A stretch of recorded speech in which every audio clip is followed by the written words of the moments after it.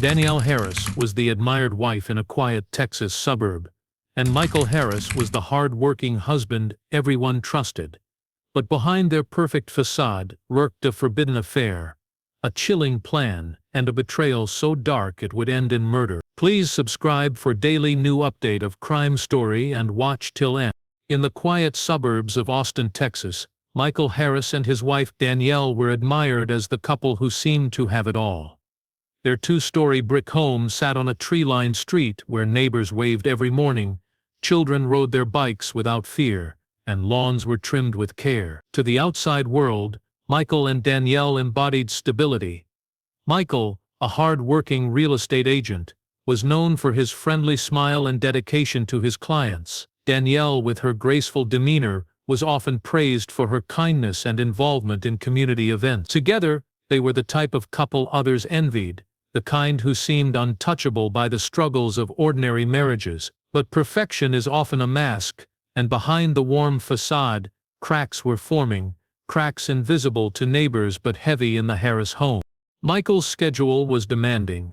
He spent long hours chasing clients, attending open houses, and negotiating contracts, convinced his growing success would keep his wife comfortable and proud.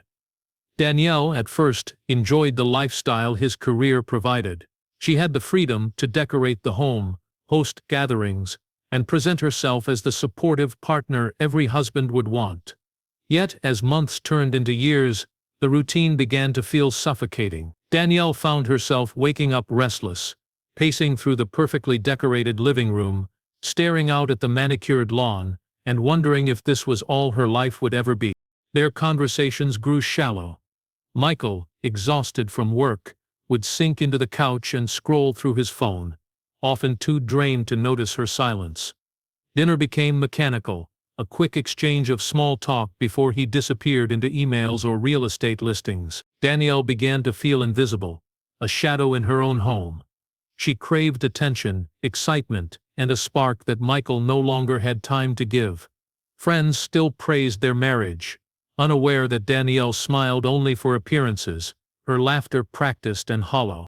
It was in this silence that Danielle's discontent deepened into something dangerous. She started attending fitness classes in the evenings, claiming she wanted to focus on her health. The neighborhood women applauded her dedication, believing she was simply another wife trying to stay active. But for Danielle, those nights became more than an escape from routine. They were the beginning of a secret life she would guard closely. Michael, meanwhile, remained unaware. His success grew, his commissions increased, and his reputation in the city flourished. He felt proud that he could provide his wife with security and comfort, never imagining she longed for something different. If he noticed her new habits, her late nights, the way she sometimes dressed with extra care before heading out, he brushed them aside as harmless. To him, Danielle was still the loving partner who supported his dreams. The couple's life appeared untouched by conflict to outsiders. Holiday cards displayed wide smiles, neighborhood barbecues showcased their unity, and Michael's colleagues often commented on how lucky he was to have such a supportive wife. Yet within Danielle, a darkness was quietly forming, a restlessness that would not go away. The perfect suburban picture was no more than a carefully constructed illusion, and behind its polished frame, the seeds of betrayal were already being planted. While Michael buried himself in his work, Danielle's loneliness grew sharper, and with it came choices that would forever change her path. The evening fitness classes she had started attending quickly turned into something far more secretive. At first, she truly went for the workouts, but one night she met Victor Reyes, a man whose presence pulled her in instantly. Victor was charming in a way Michael no longer seemed to be. His confidence was rough around the edges, and his smile hinted at danger, but for Danielle that danger felt alive compared to the dull routine of her marriage. Soon, the classes became little more than a cover story. Danielle would leave the house in her workout clothes, but her true destination was Victor. Victor lived a life entirely different from Michael's. He didn't have a polished career or a respectable reputation. Instead, he carried a past filled with criminal dealings, short stints in jail, and a talent for manipulation. Yet he knew how to make Danielle feel seen, something she had been craving for years. He listened when she spoke, showered her with attention, and painted vivid pictures of a life that broke free from suburban monotony. Slowly, Danielle stopped viewing her double life as wrong and started seeing it as necessary for her happiness. At first, their meetings were cautious. A quick drink in a bar far from town, long conversations in the privacy of his car, stolen moments in hotel rooms where no one would recognize them. But as the affair deepened, the thrill of secrecy became an addiction. Danielle started looking for excuses to be away from home longer, claiming her fitness classes had extended hours or that she was helping a friend in need. Victor, meanwhile, encouraged her recklessness, pushing her to loosen ties with Michael and dream of a future where they could be together openly. It wasn't just emotional connection that bound Danielle to him. Victor offered her a taste of rebellion she had never experienced. He spoke casually of hustling money, hinted at schemes that skirted the law, and boasted of connections that gave him power in dark corners of the city. For someone like Danielle, who had lived within the safe, polished walls of suburban life, it was intoxicating. She ignored the red flags, the whispers of his criminal past, the way he sometimes vanished for days without explanation, the sharp edge in his temper when she hesitated. All that mattered was the way he made her feel alive again. Back at home, Michael noticed only fragments of her shifting behavior. He would see the late nights, the sudden unexplained purchases, the spark in her eyes when she dressed for her so-called classes. He sensed something changing, but convinced himself it was just a phase. After all, Danielle had stood by him for years, and he believed their bond was unshakable. He never imagined that while he focused on building their future, his wife was slipping into a world where loyalty, morality, and even safety were fragile illusions. Danielle's hidden life grew more dangerous with each passing week. What began as harmless restlessness had transformed into a web of lies, anchored by a man whose influence would drag her further than she ever planned to go. The line between thrill and destruction was already blurring, and though she couldn't see it yet, every choice she made with Victor was setting the stage for a betrayal far darker than anything she had ever imagined. Danielle's secret world was no longer just a brief escape.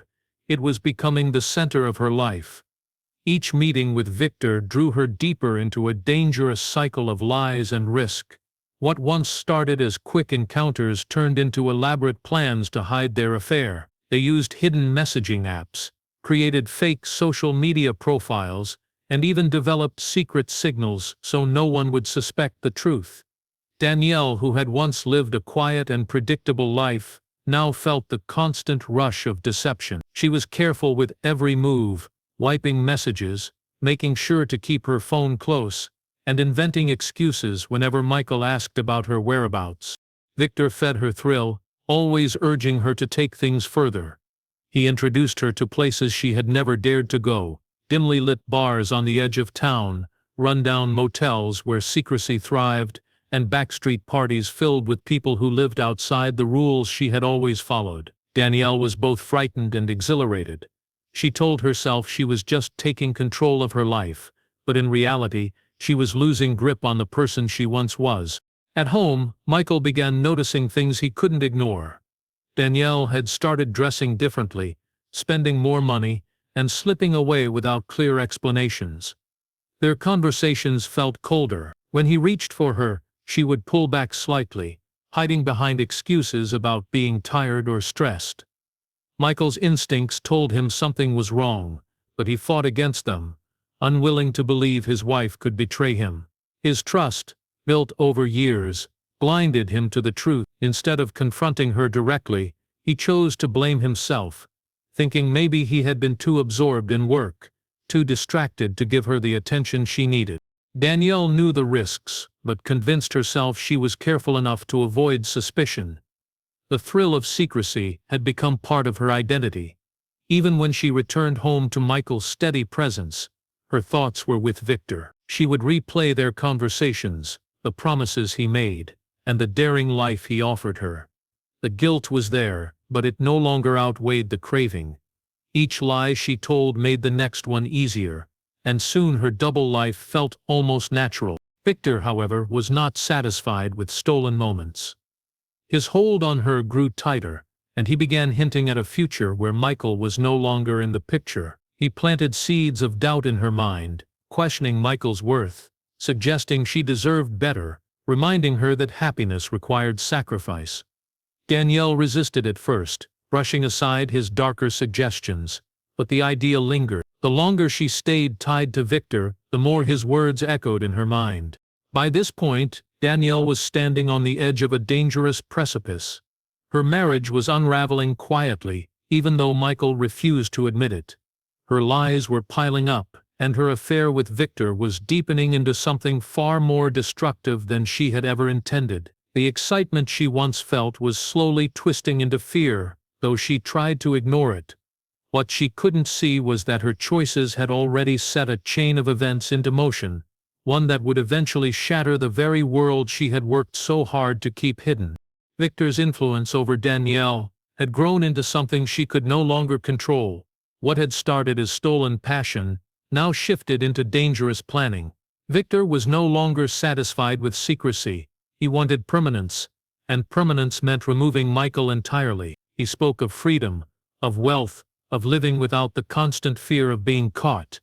At first, Danielle dismissed his words as reckless fantasies, but the more he pressed, the more she began to imagine the possibility. The seed was planted, and once it took root, it began to spread inside her mind. Danielle started observing Michael in ways she never had before. She studied his daily routines, his patterns, the places he went and the times he came home. She noticed how predictable he had become, how his evenings were spent on the couch with his laptop, how he parked his car in the same spot every night, how he always carried his phone in his right pocket. These small details, once meaningless, now became pieces of a puzzle. Danielle was creating a picture in her mind, a plan that would one day erase him from her life. Her actions grew more deliberate. She began gathering documents quietly: insurance policies, bank statements, property deeds. She found ways to make copies without drawing attention, tucking them away where Victor could access them if needed. Every small move felt like another step toward a future she wasn't sure she wanted, yet couldn't turn away from.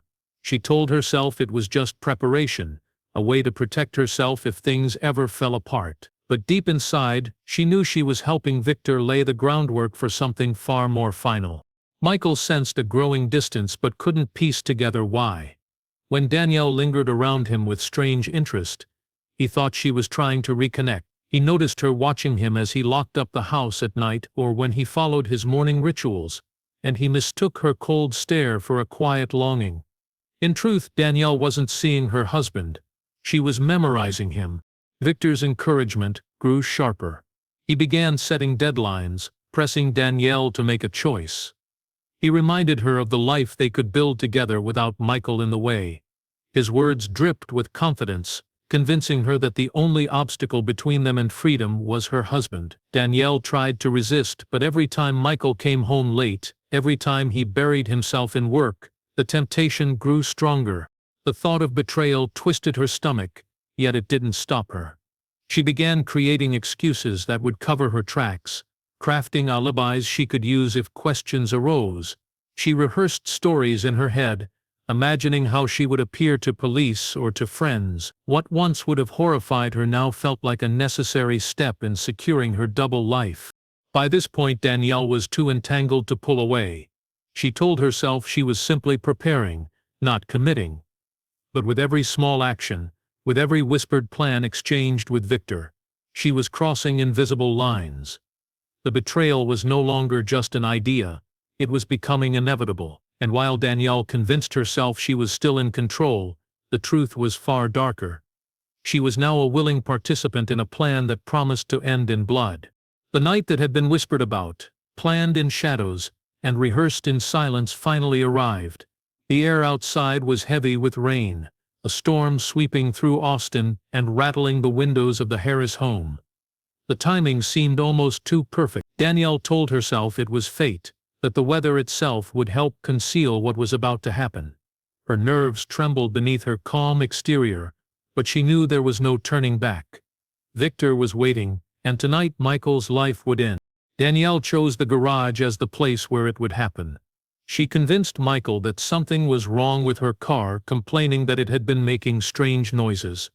Michael, always eager to fix things himself, agreed to take a look before heading to bed. He was unsuspecting, tired from another long day, and carrying the quiet trust he had always given his wife. He grabbed a flashlight and stepped into the dimly lit space, unaware that death waited for him in the shadow. Victor had arrived earlier, slipping through the side entrance while the storm masked his movements. He crouched in the dark corner of the garage, his pulse steady and his face hardened with determination. Danielle lingered by the door, her heart hammering, her hands clammy. She had told herself again and again that she wouldn't be the one to act, that Victor would carry the weight of what was about to unfold. Yet standing there, watching her husband bend over the hood of the car, she felt the crushing weight of betrayal press down on her chest. The strike came suddenly. Victor stepped forward, swinging with force, the sound of impact lost beneath a clap of thunder. Michael barely had time to react, his flashlight clattering to the floor and rolling under the workbench. The attack was brutal, swift, and merciless. Danielle froze, her breath caught in her throat, as the life drained from the man she had once promised to love forever. The smell of gasoline and rain filled the garage, mixing with the metallic tang of blood. Victor worked quickly, as though he had done this before. He muttered short instructions, and Danielle, numb and trembling, followed them without resistance. They dragged Michael's body to the corner, wiping surfaces, rearranging items to make it appear as though someone had broken in. Danielle's role was clear. She was to play the grieving wife who stumbled upon a tragedy, a victim of circumstance. The plan was to stage the scene as a burglary gone wrong, with nothing of real value taken, but enough disarray to distract investigators.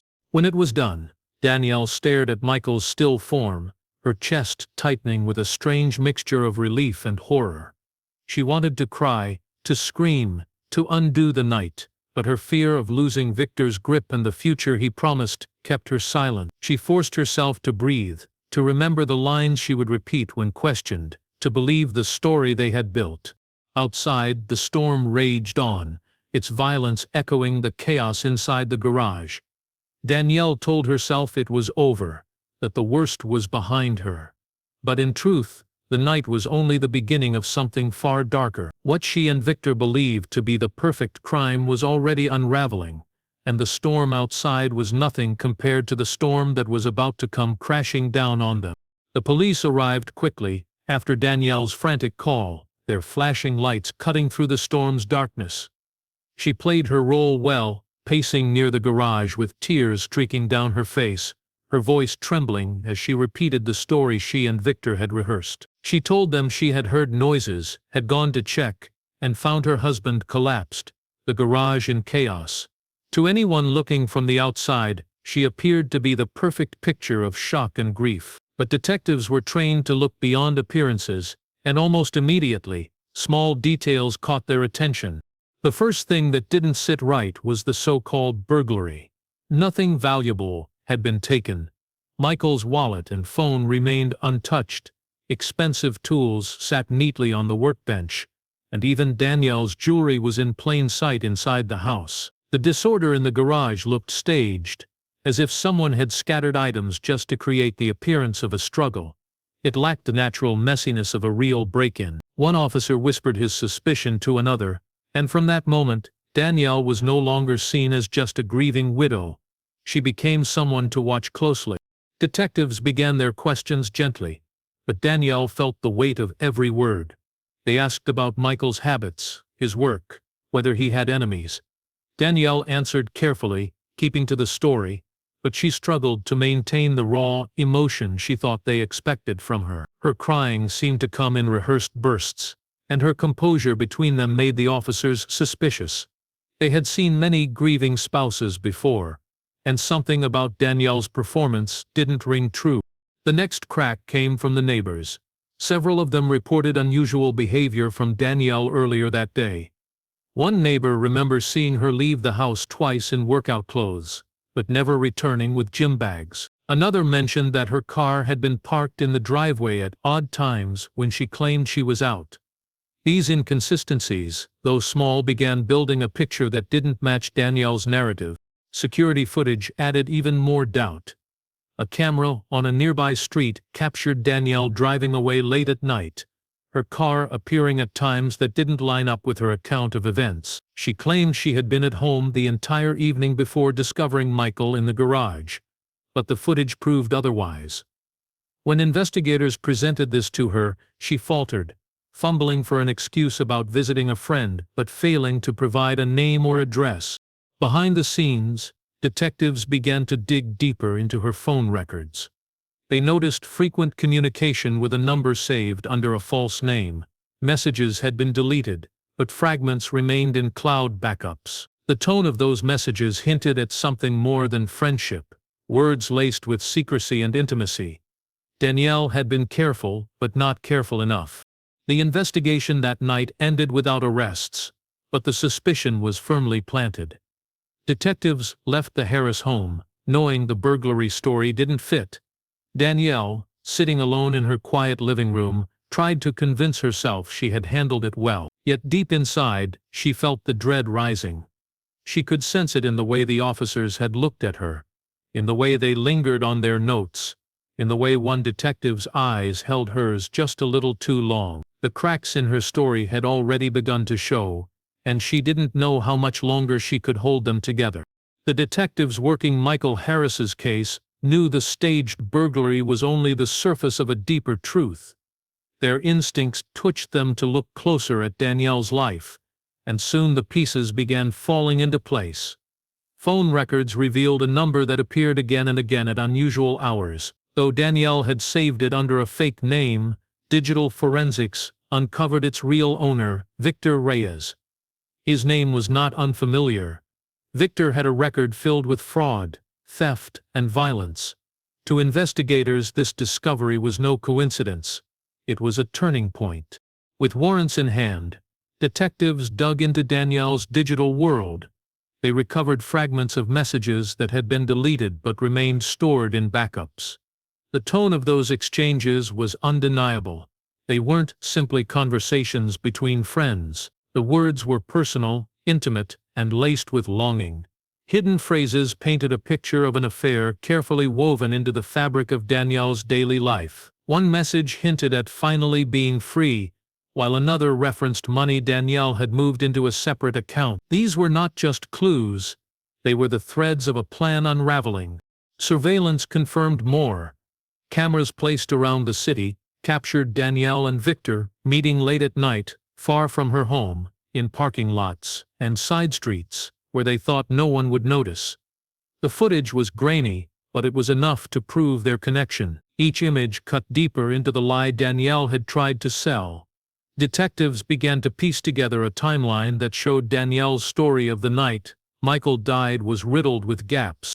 When investigators traced financial records, the evidence became even more damning. Danielle had quietly transferred funds into an account under Victor's control. Large cash withdrawals appeared days before Michael's death, suggesting preparations for a getaway. These movements couldn't be explained away as coincidence. They revealed intent, planning, and cooperation between Danielle and Victor. Detectives moved quickly to track Victor down. He had already sensed the walls closing in and tried to vanish. His car was found abandoned near a bus station, and he was caught attempting to flee the city with little more than a duffel bag. His capture shifted the entire investigation into sharper focus. With Victor in custody, police now had the leverage to push Danielle's story to its breaking point. Victor, faced with hours of questioning, began to crack. He admitted to the affair and described their relationship in detail. But he placed the weight of blame on Danielle. According to him, she was the one who wanted Michael gone, the one who insisted on freeing herself through violence. He portrayed himself as her reluctant accomplice, a man drawn into her scheme by passion and promises. His account was self-serving, but it added another layer to the narrative prosecutors would use against her. For Danielle, the discovery of her connection to Victor was devastating. The carefully constructed mask she had worn for so long was torn away. The grieving widow she had pretended to be was exposed as a woman leading a double life filled with betrayal and deception. Detectives no longer viewed her as a victim of circumstance. She was now at the center of a murder investigation, her darkest secret revealed for all to see. The courtroom was filled with tension when Danielle Harris finally faced the consequences of her choices. The trial drew widespread attention, not just from the community that once admired her but from across the state. People were shocked by the story of the seemingly perfect wife who had harbored such a dark secret. Reporters crowded outside the courthouse, capturing every detail of the case that had transformed from a tragic death into a tale of betrayal, passion, and murder. Danielle sat at the defense table, her once polished appearance replaced by a weary, haunted look. The weight of her lies pressed down on her, but she still clung to the hope that somehow she could escape the harshest punishment. The prosecution presented its case with precision.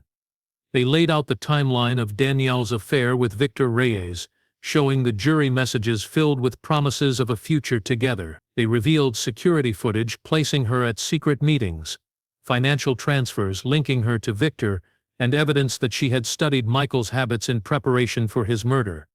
Each piece of evidence stripped away the image Danielle had tried to maintain. The jurors saw not a grieving widow but a woman who had carefully constructed a plan to eliminate her husband. Victor's testimony became the centerpiece of the trial.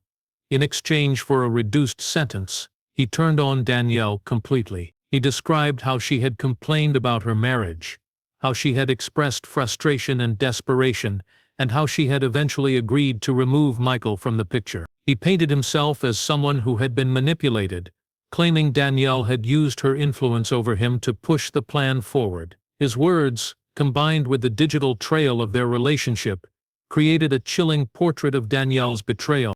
The defense tried to argue that Victor was the mastermind, that Danielle had been caught in his web of manipulation. They claimed she was vulnerable, lonely, and emotionally exploited. But the sheer volume of evidence against her made this argument weak. The jury saw Danielle's careful preparation, her alibis, her attempts to erase messages, and the insurance documents she had quietly secured. It was impossible to believe she had been a passive participant. When the verdict was read, the courtroom was silent. Danielle was found guilty of first-degree murder and conspiracy. The sentence was life in prison without the possibility of parole. Victor received a lengthy sentence as well, though lighter than Danielle's, because of his cooperation. For the community, the outcome was both shocking and satisfying. The woman they had once admired at neighborhood gatherings and charity events was now revealed as a cold manipulator who had betrayed the man who trusted her most. In prison, Danielle faded from the spotlight, but the memory of her betrayal lingered in Austin. Neighbors often spoke about how appearances could deceive, how even the most perfect-seeming lives might hide secrets too dark to imagine. Michael Harris was remembered as a kind, hard-working man, a victim not of a stranger's crime but of the person he had loved most. Danielle's downfall served as a chilling reminder that the deepest betrayals often come from behind the walls of a home that looks perfect from the outside.